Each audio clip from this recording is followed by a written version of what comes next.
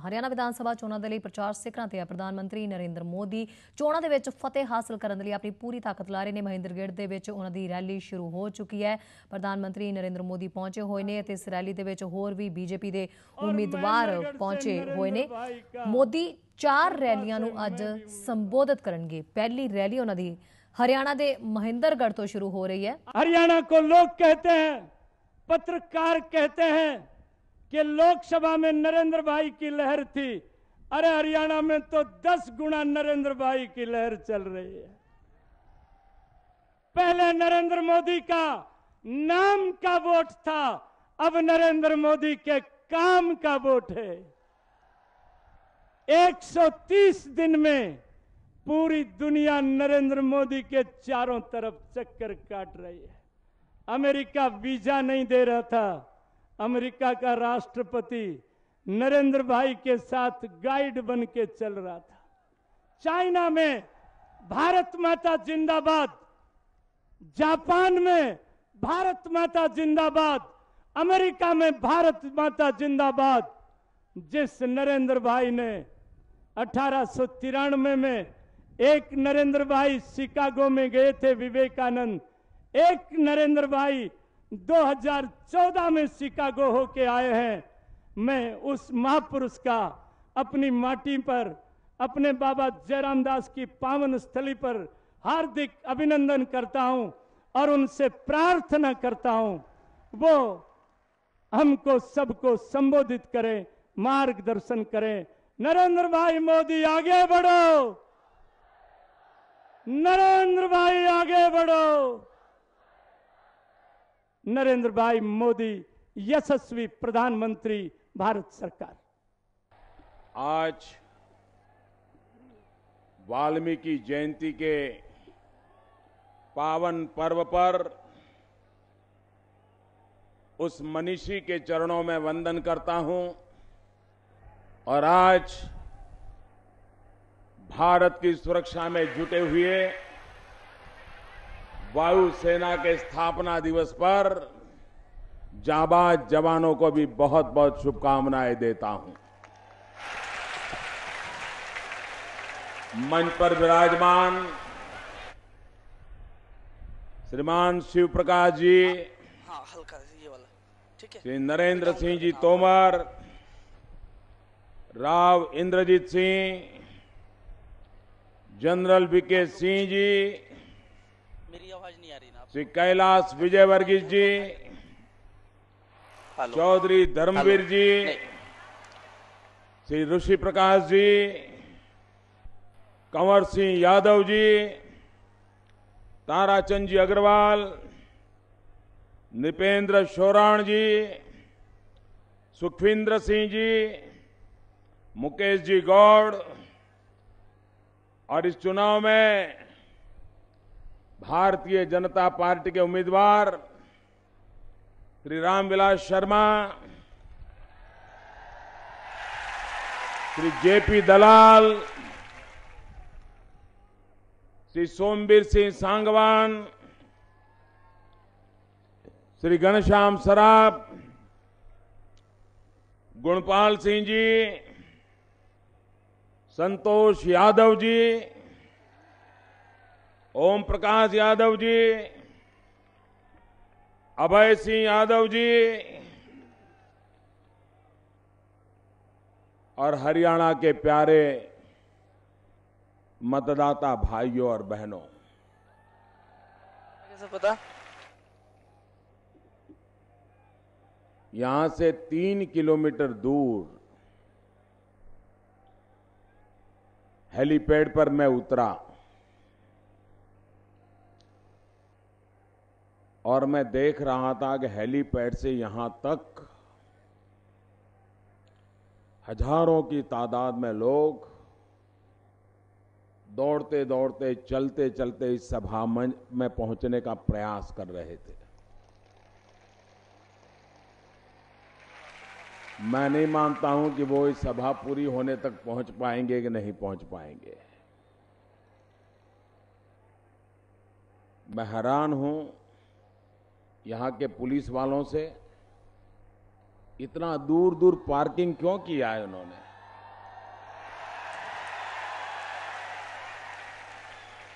ये बड़ी आयु के लोग इतना पैदल चलना, मुझे इतना कष्ट हो रहा था और वो इतना दौड़ रहे थे।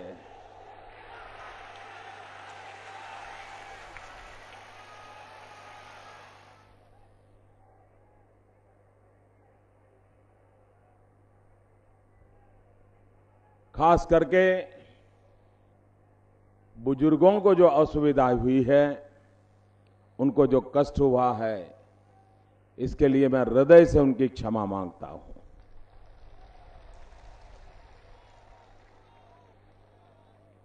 और सबसे बड़ी दुख की बात है कि सभा पूरी होने तक वो पहुंच नहीं पाएंगे यहां पर। तब उनको इतनी पीड़ा होगी कि सुबह से घर नहीं निकले होंगे और आज यहां पहुंचने के बाद भी पहुंच न पाए। पता नहीं सरकार के इशारे से चल रहा है कि ऐसे ही चल रहा है।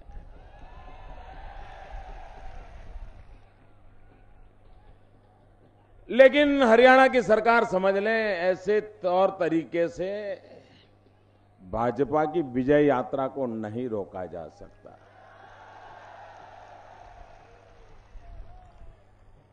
इस प्रकार की रुकावटें पैदा करके जनता जनार्दन की प्रेम वर्षा को आप रोक नहीं सकते। आपके पास ऐसा कोई छाता नहीं है जो आज भारतीय जनता पार्टी पर हरियाणा की जनता की प्रेम वर्षा हो रही है, उसे आप रोक पाओगे, नहीं रोक पाओगे। भाइयों बहनों, चुनाव मैंने बहुत देखे हैं। हरियाणा के चुनाव तो बड़ी बारीकी से मैंने देखे हैं। हर गली मोहल्ले के चुनाव तक को मैंने देखा हुआ है। हम कितनी ही मेहनत करते थे, लेकिन कभी ऐसा माहौल मैंने देखा नहीं। लोकसभा के चुनाव में आपने इतना भारी समर्थन दिया। आपका समर्थन का परिणाम है, हरियाणा के प्रेम का परिणाम है कि पूर्ण बहुमत के साथ दिल्ली में भारतीय जनता पार्टी की सरकार बनी। लेकिन मेरी हरियाणा के भाजपा के नेताओं से शिकायत भी है। शिकायत ये है कि लोकसभा का चुनाव तो मैं खुद लड़ रहा था। मैं खुद लोकसभा के चुनाव में मेरी पार्टी के नेतृत्व के लिए जिम्मेवारी था और मैंने हरियाणा में रैलियां भी की थी। लेकिन मुझे समझ नहीं आ रहा है कि उस समय मैं खुद चुनाव लड़ रहा था, लेकिन बड़ी मुश्किल से इससे आधी भीड़ आती थी।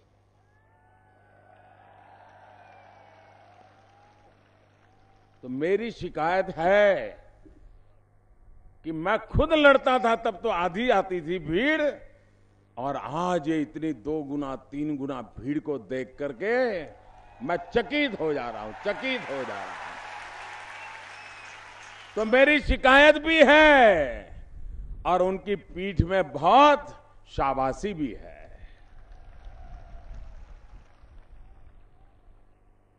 कार्यकर्ताओं का परिश्रम, जनता का प्रेम और पिछली सरकार के पापियों का पाप, ये परिवर्तन ला करके रहेगा और हरियाणा के भाग्य को बदल के रहेगा, ये मेरा पूरा विश्वास है। भाइयों बहनों, पिछली लोकसभा के चुनाव का एक सबसे बड़ा प्रमुख कारण था, पूरा हिंदुस्तान एक ही स्वर से एक ही मुद्दे पर एकत्र हुआ था। देश के मतदाता जात पात पंथ बिरादरी इन सबको पीछे छोड़ दिया था। एकमात्र मकसद था देश के मतदाताओं का, भारत का भाग्य बदलना है। भारत को विकास की राह पर ले जाना है, नौजवानों के भविष्य को सुनिश्चित करना है, और यही एक मकसद के कारण देश के मतदाता जात पात बिरादरी पंथ संप्रदाय सारी चीजों को पीछे छोड़ के मैदान में आए थे।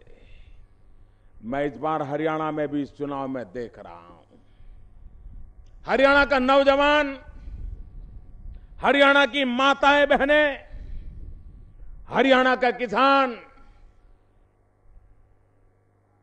ऐसा हरियाणा देखने चाहते हैं जिसमें विकास की यात्रा तेज गति से चलती हो, नौजवानों का भविष्य सुरक्षित हो, माताएं बहनें सम्मान के साथ जिंदगी जी सकें। इस प्रकार के हरियाणा की अपेक्षा हरियाणा का हर व्यक्ति कर रहा है, और यही सपना है जिसके कारण हरियाणा में पूर्ण बहुमत की भारतीय जनता पार्टी की सरकार बनना सुनिश्चित हो गया है।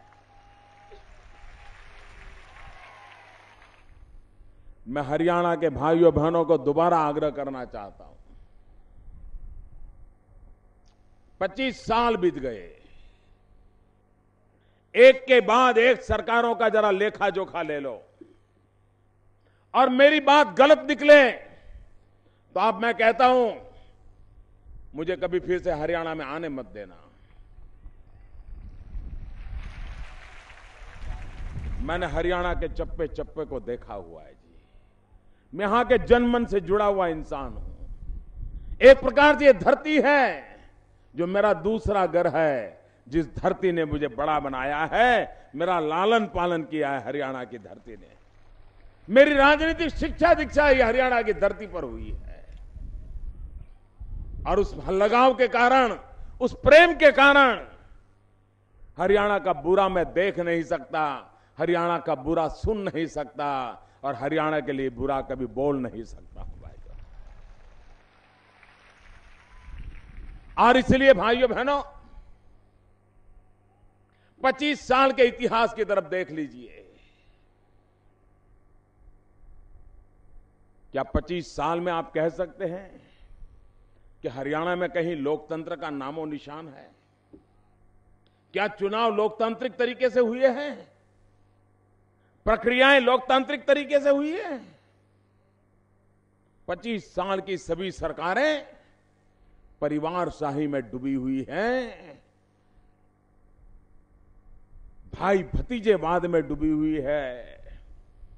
जो मुखिया सरकार में बैठता है उनके परिवारजनों को जागीर दी जाती है, जागीर, ये दे दो जिले तुम्हारा, जाओ लूटो, ये खदान तुम्हारी, जाओ लूटो, ये शहर तुम्हारा, जाओ लूटो, ये शिक्षा वाली कॉलेज और स्कूल तुम्हारी, जाओ लूटो, ये अफसरों के तबादला करना है तो इस लेवल के अफसरों का तबादला तुम्हारे पास, जितना कमाना है कमा लो, इतने अफसरों का तबादला तुम्हारे जिम्मे, जितना कमाओ कमा लो, ये 6 जिलों का पुलिस खाता तुम्हारे जिम्मे, ये 4 जिलों का पुलिस वाला तुम्हारे जिम्मे, जो काम लेना है ले लो। यही चलता था कि नहीं चलता था भाइयों? यही लूट चली है कि नहीं चली है? ये परिवारशाही अगर रही तो आपके बेटे का भाग्य खुलेगा क्या? आपके बेटे को कहीं नौकरी चाहिए तो मिलेगी क्या? आपको अपने गांव के अंदर कोई व्यवस्था चाहिए तो मिलेगी क्या? आपको उन्हीं के पास जाना पड़ेगा, उन्हीं के पास सर झुकाना पड़ेगा। आप सम्मान से जी भी नहीं सकते। अगर हरियाणा को सम्मान से जीने के लिए रास्ता है तो इस चुनाव में लोकतांत्रिक तरीके से काम करने वाले लोगों की भारतीय जनता पार्टी की पूर्ण बहुमत वाली सरकार चाहिए। परिवार से मुक्ति चाहिए भाइयों। 25 साल तक वही 2-4 परिवार, पूरे हरियाणा में 5 परिवार है, सारा कब्जा करके बैठ गए। 25 साल से बैठ गए। और उसके कारण हरियाणा के सामान्य मानवी का जीवन असंभव हो गया है। हरियाणा के लोग कभी हरियाणा छोड़ करके बाहर नहीं जाते थे। आज हरियाणा का कोई गांव ऐसा नहीं होगा कि जिसके लड़के रोजी रोटी कमाने के लिए हरियाणा को छोड़ करके छोटे छोटे राज्यों में छोटी छोटी दुकानें लगा करके न बैठे हो। ये मजबूरी पहले कभी नहीं आई थी। भाइयों बहनों, हमारा किसान तबाह हो गया है। किसान को क्या चाहिए? पानी चाहिए। अगर किसान को पानी मिल जाए तो मिट्टी में से सोना पैदा करने की ताकत रखता है। भाइयों, सोना पैदा करने की। लाल बहादुर शास्त्री ने जिस जय जवान जय किसान की बात कही थी, अगर हरियाणा है तो वो जवानों का प्रदेश है, हरियाणा है तो किसानों का प्रदेश है।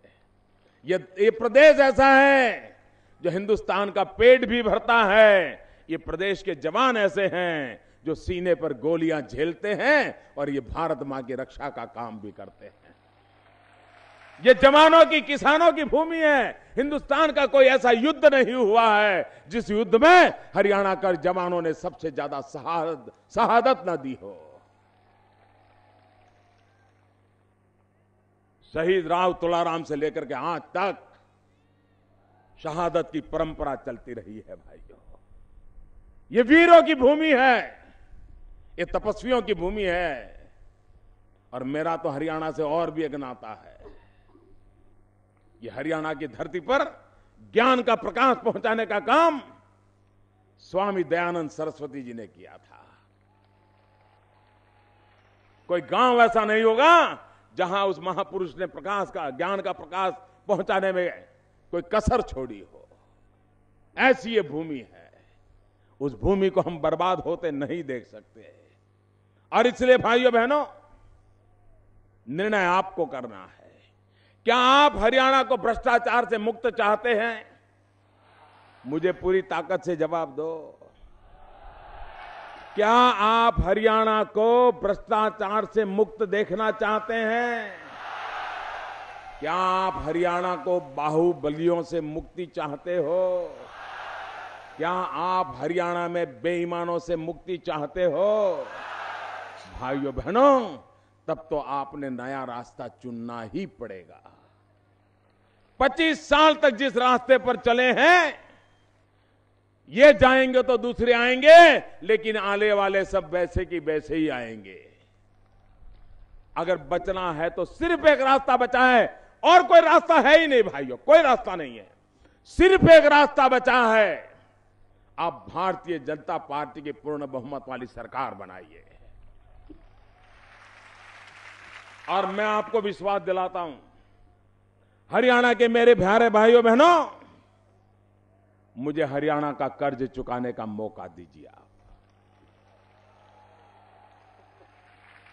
सिर्फ हरियाणा की सरकार नहीं, दिल्ली की सरकार को हरियाणा के लोगों की सेवा में लगाने का मुझे अवसर दीजिए। भाइयों बहनों, मुझे मौका दीजिए। आज तक देश में क्या चला है? दिल्ली सरकार के बगल में राज्य सरकार खड़ी रहती है, और इसलिए 1+1 2 होता है। केंद्र के बगल में राज्य सरकार खड़ी दिखती है तो 1+1 2 दिखता है। मैं इस सारे हिसाब किताब को बदलना चाहता हूं। मैं इस अंक गणित को बदलना चाहता हूं। और केंद्र के बगल में जब राज्य सरकार खड़ी हो तो 1+1 2 नहीं, एक के बगल में एक 11 का हिसाब तैयार करना चाहता हूं। 11 का हिसाब करना चाहता हूं। एक और एक दो नहीं, एक के साथ एक 11 की ताकत पैदा करना चाहता हूं। अब तक दिल्ली और राज्य पास पास थे, साथ साथ नहीं थे। हम एक ऐसी संस्कृति लाना चाहते हैं जहां दिल्ली और राज्य पास पास भी हो, साथ साथ भी हो, और तब जाकर के 11 का अंक बैठेगा। ये 11 का अंक बिठाने के लिए और फिर आप कल्पना कर सकते हैं कि दिल्ली सरकार की ताकत अगर एक है, राज्य मिल जाए तो ताकत 11 गुनी हो जाएगी। और हिंदुस्तान अगर 11 गुनी ताकत से चल पड़ा तो भारत के भाग्य को बदलने में देर नहीं लगेगी भाइयों, कोई देर नहीं लगेगी। और इसलिए मैं टीम इंडिया की बात करता हूं। प्रधानमंत्री और मुख्यमंत्री मिलकर के एक टीम इंडिया बनकर के हिंदुस्तान के कोने कोने में विकास की गुंज चलाएं, ये सपना लेकर के काम कर रहा हूं। और इसलिए भाइयों बहनों, क्या यहां ऐसी सरकारें चाहिए जो दिल्ली का नाम सुनते ही जिनका नाक फूल जाए? ऐसी सरकार चाहिए जो दिल्ली में बैठी हुई सरकार का नाम सुनते ही उनको वॉमिटिंग होना शुरू हो जाए? अरे हरियाणा में ऐसी सरकार चाहिए जो दिल्ली को भी प्यार करे, और दिल्ली में ऐसी सरकार चाहिए जो हरियाणा को अतिशय प्रेम करे, और दोनों मिलकर के हरियाणा का भाग्य बदले। ऐसी सरकार बनाने की जरूरत है। छुआछूत की राजनीति से देश नहीं चलता है। कई लोगों को आश्चर्य हो रहा है जब मैंने घोषणा की कि चाचा नेहरू की 125वीं जयंती हम मनाएंगे, कुछ लोग भौचक के रह गए कि मोदी क्या कर रहे हैं। कांग्रेस वालों को तो पता ही नहीं चल रहा है कैसे जवाब दें। अरे पंडित नेहरू भारत के प्रथम प्रधानमंत्री थे। ये देश का दायित्व बनता है, उनके 150वीं जयंती मनानी चाहिए। राजनीति के परे होकर के देश को चलाना चाहिए। ये हमारे संस्कार है, ये हमारी परंपरा है। और इसलिए भाइयों बहनों, हमारा मंत्र है सबका साथ सबका विकास। सबको साथ लेना है और सबके भाग्य को बदलने के लिए हर प्रकार की कोशिश कर रही है। आप मुझे बताइए, हमारा महेंद्रगढ़ राजस्थान से सटा हुआ है, मरुभूमि बढ़ती चली जा रही है। ये महेंद्रगढ़ को पीने का पानी मिले, किसान को पानी मिले, क्या ये पिछली सरकारों का दायित्व नहीं था क्या? आपको पानी मिलता है क्या? आपको बिजली मिलती है क्या? मिलनी चाहिए कि नहीं मिलनी चाहिए? भाइयों बहनों, हमने योजना बनाई है प्रधानमंत्री कृषि सिंचाई योजना। ये प्रधानमंत्री कृषि सिंचाई योजना के तहत हिंदुस्तान के गांव-गांव किसानों को पानी पहुंचाना है। हमने नदियों को जोड़ने का अभियान प्रारंभ करना सोचा है। हम नदियों को जोड़ना चाहते हैं ताकि जिन नदियों से बाढ़ आती है और लोग बर्बाद होते हैं तो बाढ़ से बच जाएं, और जहां पर पानी के अभाव में सूखा है वहां की सूखी नदियों में वो पानी से भर दिया जाए ताकि उस नदियों में भी जान आ जाए और वहां का किसान खुशहाल हो जाए। इस दिशा में हम काम करना चाहते हैं। भाइयों बहनों, हमें कांग्रेस के मित्र पूछते हैं कि 60 दिन में मोदी ने क्या किया, ऐसे जवाब पूछते हैं 60 दिन में क्या किया। कांग्रेस पार्टी को 60 साल से देश में राज कर रही है। पंचायत से लेकर के पार्लियामेंट तक कांग्रेस का एक चक्री शासन रहा है। क्या कभी कांग्रेस की सरकारों ने 60 साल में अपने काम का हिसाब दिया है भाइयों? कभी अपने काम का हिसाब दिया है? कभी अपने वादों का जवाब दिया है? कभी जो घोषणाएं की उन घोषणाओं का जवाब दिया है? जरा पूरी ताकत से बताइए, कोई जवाब दिया है? कोई जवाब दिया है? जिन्होंने 60 साल तक जवाब नहीं दिया वो मेरे 60 दिन के जवाब मांग रहे हैं।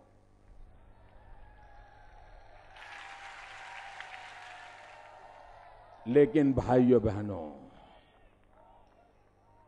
कांग्रेस ने भले जवाब दिया हो या न दिया हो, मैं जनता जनार्दन को हिसाब देने के लिए बंधा हुआ हूं।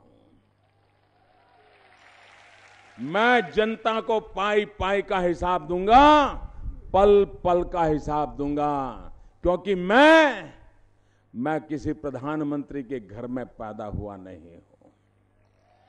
मैं किसी मंत्री के घर में पैदा होकर के नहीं पहुंचा हूं। मैं तो आप ही के लोगों के बीच में पैदा हुआ हूं, मैं आप ही के लोगों के बीच में पला बड़ा हूं, जनता का ही सेवक हूं, जनता ने मुझे बड़ा बनाया है और इसलिए मैं जनता का नौकर हूं, जनता का जवाबदेह हूं, मैं जनता का सेवक हूं, मैं जवाब जनता को देने के लिए बता हुआ हूं।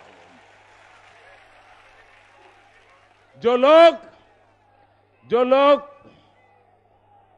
लोग प्रधानमंत्रियों के घर में पैदा हुए, मंत्रियों के घर में पैदा हुए, मुख्यमंत्रियों के घरों में पैदा हुए, वो बड़े बड़े लोगों को जवाब देते हैं। मैं आपके बीच में पैदा हुआ, इसलिए मैं आपको जवाब दूंगा।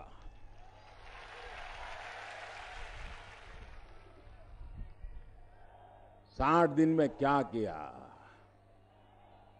हमारे देश के जवान जिन्होंने भारत मां की रक्षा के लिए जीवन खपा दिया है, वे 1 रैंक 1 पेंशन के लिए क्या कांग्रेस की सरकार के सामने मांग नहीं कर रहे थे? कई दशकों से वो अपनी आवाज नहीं उठा रहे थे? हर बार सेना के अंदर इस बात की चर्चा नहीं होती थी क्या? मैं जरा कांग्रेस वालों को पूछना चाहता हूं, तो आपको ये काम करने से किसने रोका था? क्यों आप जवानों को लटकाए रखते थे? क्यों हर चुनाव में घोषणाएं करके फिर भाग जाते थे? 60 दिन में हमने क्या किया? मोदी ने 60 दिन में आकर के पहले बजट में 1 रैंक 1 पेंशनर की योजना को लागू करने की घोषणा कर दी। निर्णय कैसे होते हैं ये हमने करके दिखाया है। मेरे नौजवान भाइयों बहनों, आपको इस बात का दुख है, मैं जानता हूं। हरियाणा की पहचान घोटाला सरकारों की पहचान बन गई है। घोटाले ही घोटाले, घोटाले से बड़ा घोटाला, फिर उससे बड़ा घोटाला, फिर उससे बड़ा घोटाला, फिर घोटाले में भी घोटाला। ये घोटालों की सरकारें चल रही है।